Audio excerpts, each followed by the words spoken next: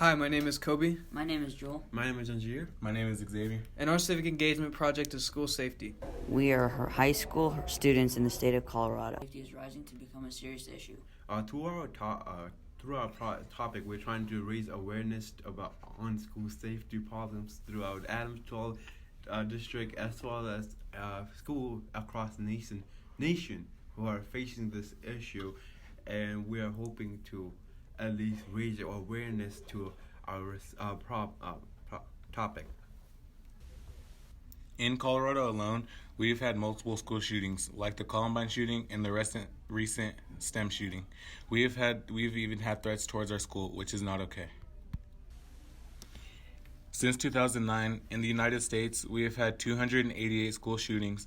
Canada has only had 2, France 2, Germany 1, Japan, Italy, and the UK 0. This is a serious problem, and it is something that more people should be aware of.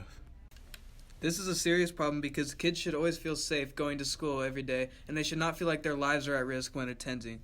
Parents will also begin to not feel safe sending their children to school, which will cause less learning to happen. Personally, I know people who have been homeschooled or will be homeschooled because their parents think their safety is at risk when attending school. Once again, this is not okay, and parents nor students should feel this way. From a viewpoint of other schools, I have had my cousin Austin, who was attending STEM high school during the shooting. Austin was a laid-back kid, but after this, he would be to himself and would raise his voice anytime people would ask him about this issue. He would not want to attend church, school, or any family events. This is one standpoint of many hundreds that were attending school that day. This is sad that students have to feel like that. School safety problem has been from many back generation, even in 1979, and it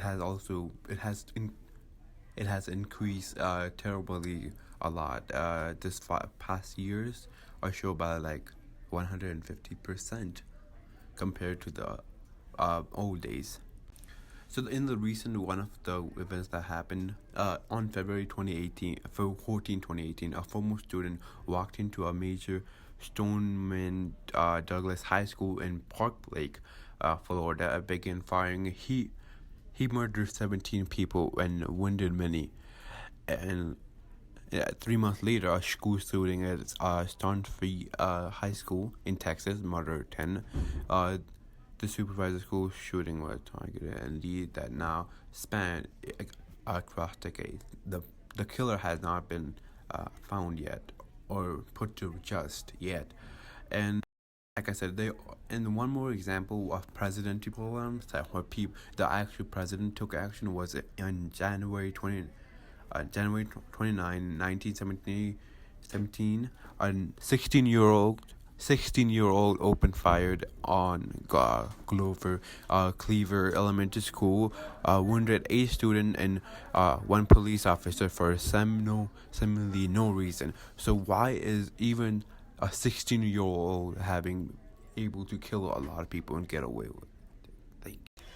Some actions people have taken are making students and staff wear IDs at all times, metal detectors for when you first walk into the school, and something I experienced was school uniforms.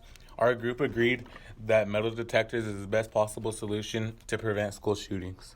Some more things that have been taken to action is arming school officers, and although it is unlikely, some schools have considered arming teachers. Our group thinks that metal detectors would be the best possible solution because it would keep everybody protected because nobody can sneak a metal object like a gun into the school, but it would also not take away the freedom that students have, like wearing uniforms or locking all the doors. Along with this, most, if not all, schools have exterior doors that are unlocked at all times and not supervised. So really, this is just asking for people to enter and harm the students. With the Columbine shooting happening about 20 years ago, you would think that schools are taking proper precautions to make their schools safer, but really, this is not happening.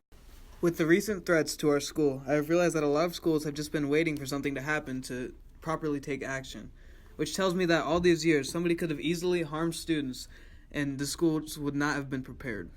We have made Instagram and a website and a podcast to raise awareness to our cause, and some have raised awareness on this situation after past events following this year. The board meeting of Adams 12 expressed the problem because of that. They are planning to add more school safety to a program where they keep track of progress.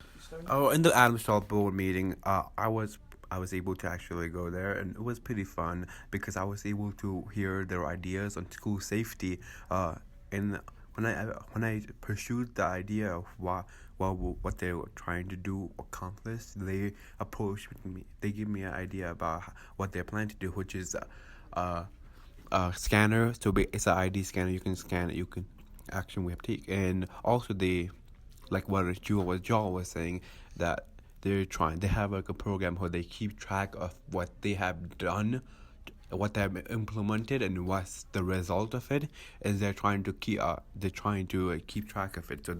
So I was able to persuade them to put that school safety in one of them to see what has happened of school safety.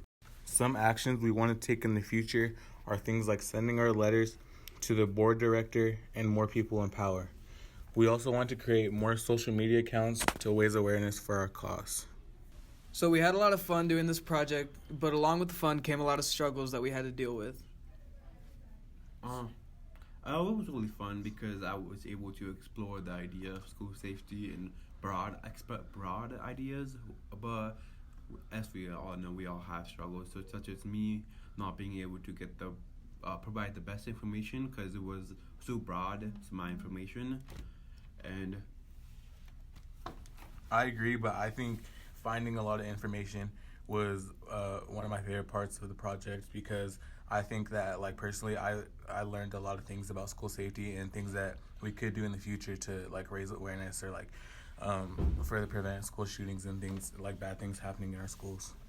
I've noticed that there's, like, multiple awareness of school safeties around the country. There's, like, multiple in Texas and multiple in Colorado, but Colorado is more focused on school safety and its awareness.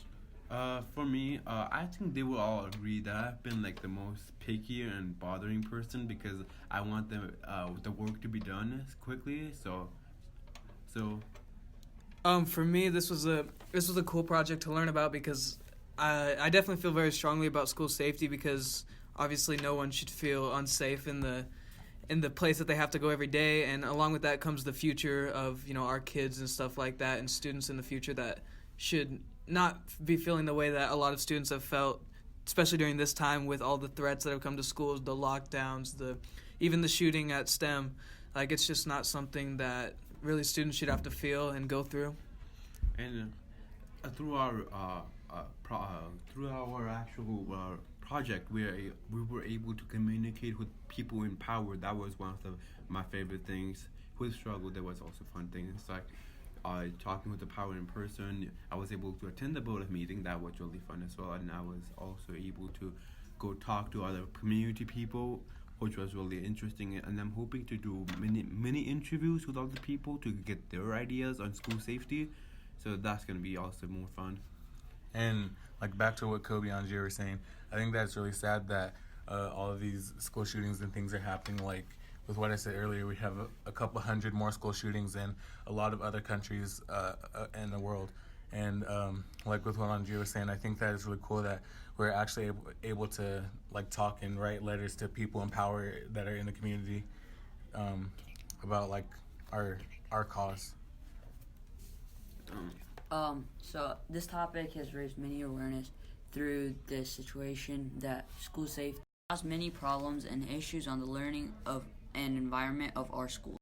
And if I was able to do this again, or if I was able to improve upon this idea, I would have actually gotten more broad. In terms of being broad, I wanted to be more focused in Adams Hall. That would be one thing I would do. And I will also go to other meetings and other board of director meetings, like I said, and like talking with other people with powers, because I want to get their ideas in it too. Obviously, like things that we said, like with this metal detectors are possible solutions, but it's not gonna 100% stop like a school shooting from happening. We need more things to prevent these school shootings and dangerous things from happening in our schools. For me, one thing I would definitely try and do different is probably send out how we feel about this topic and what we think to more people in power, because sending it to one person can be very unlikely to get a response or get feelings from that person, how they feel about it. So probably sending it to people outside of just our district and our community to try and make this a bigger deal than what we did this time. If we had more time to work on this, we can draw 4 conclusions of school safe, why it's happening more frequently, and they're getting more frequent throughout the following years, and more law restriction gun ownerships that would reduce these incidents, which they believe would happen, and more guns in the hands on school safety staff to protect students and following staff members. And private schools are getting more effective because it increases more safety more than public schools. Our main solution to these problems would be, at the end of the day, we have to increase technology in schools that can keep us safe and allow people that are actually supposed to be in the school to attend, with things like metal detectors or a way to scan your IDs so that you can get in the building, but only the people that can get in the building are ones that are supposed to be there. And along with that, you can add supervisors and people who can protect us at exterior doors and places that aren't always going to be supervised by everyone, so you might have to hire more people or stuff like that, or put teachers there on their off hours so that we can watch those doors and not allow people that shouldn't be in the building there. This is our podcast. Thank you for listening, and after listening to us, we hope that you feel the same way as we do.